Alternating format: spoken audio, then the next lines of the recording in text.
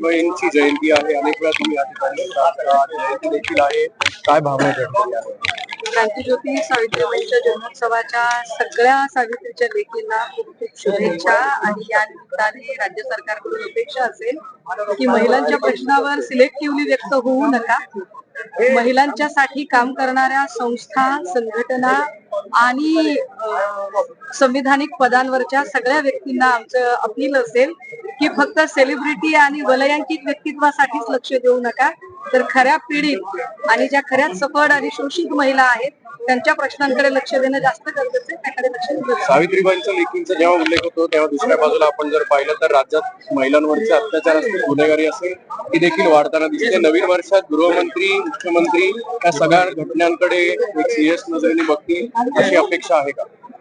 अपेक्षा आहे, परंतु ते बघतील का याच्याबद्दल शंका फार आहे. कारण कल्याणमध्ये 2 महिलांना ज्या पद्धतीने निर्गुण पद्धतीने दुष्कर्म करून त्यांची हत्या झाली, त्यावर व्यक्त न होणाऱ्या संविधानिक पदांवरच्या अनेक लोकांना, अगदी एखाद्या सेलिब्रिटी आणि वलयांकित व्यक्तित्व सापडलं की त्यावर व्यक्त होण्यासाठी मात्र अक्षरशः असे काय म्हणता येईल त्याला लोंढे येतात, सगळे असे मायेचे फार कड येतात.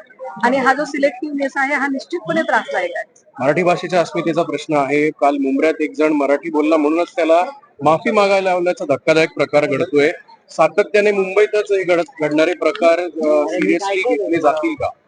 मराठी भाषेच्या अस्मितेचा प्रश्न नक्की आहे, परंतु मराठी भाषेच्या अस्मितेच्या संदर्भाने सन्माननीय राज ठाकरे साहेब काल परवा काहीतरी संपर्क कक्षाचं बोलत होते.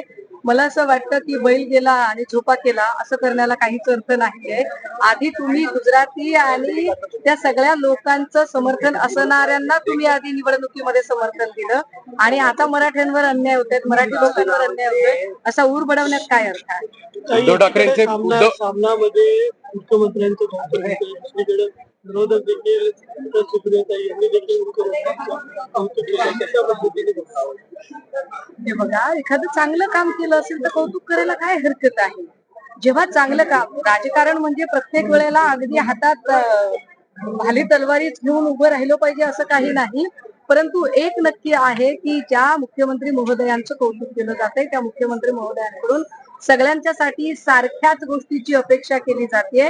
मुख्यमंत्री महोदय जर म्हणत असतील की माझा कुणीतरी अर्धवट व्हिडिओ फिरवला म्हणून मी 5-6 लोकांवरती केस टाकणार आहे, तर त्याच मुख्यमंत्री महोदयांना हे कळलं पाहिजे की अत्यंत मुकाट आणि पिसाळल्यासारखे करणारे जे युट्यूबर्स आहेत, ज्या युट्यूबर्सनी जाणीवपूर्वक शिवसेना उद्धव बाळासाहेब ठाकरे पक्षाला बदनाम करण्याची सुपारीच घेतलेली आहे आणि जे फक्त आणि फक्त भाजपचा आयटी सेल म्हणून आणि बार्किंग ब्रिगेड म्हणून काम करतात, अशा युट्यूबर्सवर देवेंद्र फडणवीस साहेब काय कारवाई करणार आहेत हे जर आम्हाला कळलं तर खऱ्या अर्थाने ते सकारात्मक काम करत आहेत असं आम्हाला वाटतं. तुमच्या पक्षातले 5 नगरसेवक भाजपच्या वाटेवर भाजपमध्येच गेले आहेत, काय असं त्यांच्यावर वेळ आली? 5 नाही महोदय, ते 3 नगरसेवक आहेत आणि त्यांची वाटेवर आहे असं कळल्यानंतर आज पक्षाकडून हकालपट्टी सुद्धा झालेली आहे. शेवटी असं आहे की पक्षामध्ये निधी देणं किंवा अनेक गोष्टी आहेत.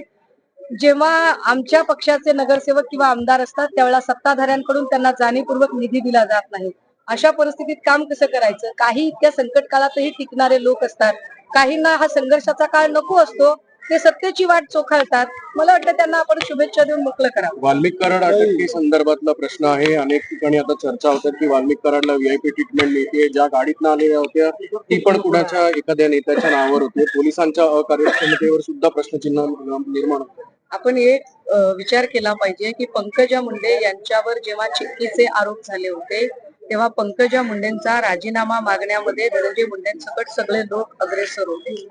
आता मात्र ती परिस्थिती दिसत नाहीये. अगदी त्याच वेळेला संतोष देशमुख यांच्या मारेकऱ्यांना आणि मारेकऱ्याच्या मास्टर माइंडला जे वेगवेगळ्या प्रकारे प्रिव्हिलेज देण्याचा प्रयत्न होतोय, हे प्रिव्हिलेज बघता मला वाटतं बीड आणि समस्त मराठा समुदायामध्ये कमालीची अस्वस्थता आहे की जर अशा पद्धतीने चालू राहिलं तर संतोष देशमुखांच्या मारेकऱ्यांना कधीही शिक्षा होणार नाही आणि संतोष देशमुख आणि त्यांच्या पीडित कुटुंबियांना न्याय मिळणार नाही. तुम्ही मागणी करताय का धनंजय मुंडेंच्या राजीनाम्याची? नाही, मी धनंजय मुंडेंच्या राजीनाम्याची मागणी करत नाहीये. मला असं वाटतं की या सगळ्यांना फार राजकीय किनार आहे. पण एक नक्की आहे की धनंजय मुंडेंनी काहीही चुकीचं केलेलं नाही. कर नाही तर त्याला डर कसली. त्यामुळे आतापर्यंतच्या जर अनेक आपण घटना बघितल्या, म्हणजे अगदी पद्मसिंह पाटलांपासून तर अनिल देशमुख साहेबांपर्यंतच्या घटना, तर त्यामध्ये अनेक लोकांनी आपल्या पदाचा राजीनामा दिलेला आहे आणि ते नंतर चौकशी संपल्यावर पुन्हा पदावर आलेले आहेत. अशा पद्धतीने करायला हरकत नाही. सर्व पक्षाचे नेते तर त्यामध्ये अनेक लोकांनी आपल्या पदाचा राजीनामा दिलेला आहे आणि ते नंतर चौकशी संपल्यावर पुन्हा पदावर आलेले आहेत. अशा पद्धतीने करायला हरकत नाही. सर्व पक्षाचे नेते राजीनाम्याची मागणी नाही, बीड मधले जे सगळेच पक्ष त्यांच्या राजीनाम्याची मागणी करतात, त्याच्यात अनेक जणांच्या मागणीला राजकीय किनार आहे हेही समजून घ्या.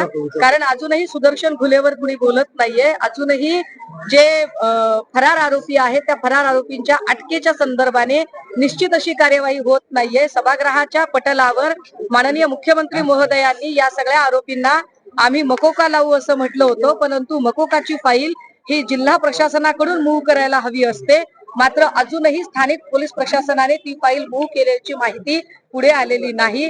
याचा अर्थ त्यांना मकोका लागेल की नाही, आणि जर तो लागणार नसेल तर बीड मधली दहशत कशी संपेल, आणि ते दहशत संपणार नसेल तर लोक बोलतील कसं. संपत्ती संबंधात तुम्ही काही आरोप केले कुणाच्या? वाल्मिक कराडांच्या काही महिलांच्या नावावर संपत्ती असते. नाही, मी आरोप वगैरे कुणावरही केलेले नाहीत. मला फक्त एक साधा प्रश्न मला असा पडत आहे की अचानक या लोकांकडे येते कशी काय संपत्ती, त्याचे स्रोत काय असतात ते तपासले गेले पाहिजेत ना. एरवी विरोधकांच्याकडे तुमचा एवढा बारीक चष्मा असतो, एवढी म्हणजे संजय राऊत साहेबांच्या मुलीच्या लग्नामध्ये अगदी मेहंदीवाला कोण होता, कापड शिवणारा टेलर कोण होता, गजरे देणारा फुलवाला कोण होता, इतक्यापर्यंत जर तुम्ही चौकशा केल्या असतील तर एखाद्या व्यक्तीकडे 30-30, 40-40 कोटीची प्रॉपर्टी अचानक येते कशी, याची सुद्धा चौकशी झाली पाहिजे ना. न्याय सगळ्यांना सारखा असला पाहिजे. तर त्या संदर्भाने आम्ही स्पष्टपणे मागणी करतोय. आरोपाचं काय त्याच्यात? काही एक आरोप होतोय, तो एक अफवा आहे की संजय राऊत यांना काही मारहाण झाली. काय हा सगळा नेमका प्रकार, कोण पत्रकाराचा? म्हणूनच मी म्हटलं की एकीकडे देवेंद्र फडणवीस साहेब असं म्हणतात की त्यांची ही इनिंग सकारात्मक इनिंग असणार आहे, आणि सकारात्मक इनिंग म्हणून देवेंद्र फडणवीस साहेब कुठल्याही अफवांना थारा देणार नाहीत. जेव्हा त्यांच्या स्वतःच्या संबंधाने एक अर्धवट व्हिडिओ व्हायरल झाला तेव्हा त्यांनी 5 ते 6 लोकांवरती केस टाकली.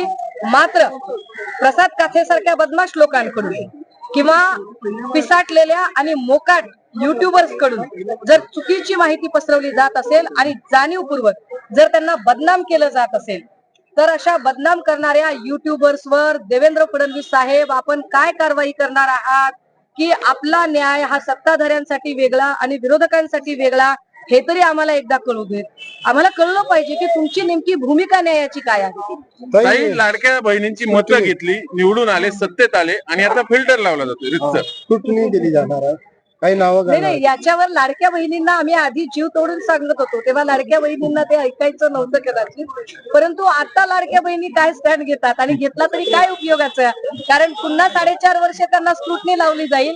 शेवटच्या 3-4 महिन्यात पुन्हा अजून त्यांना बहकवण्याचे अजून नवे मार्ग शोधले जातील.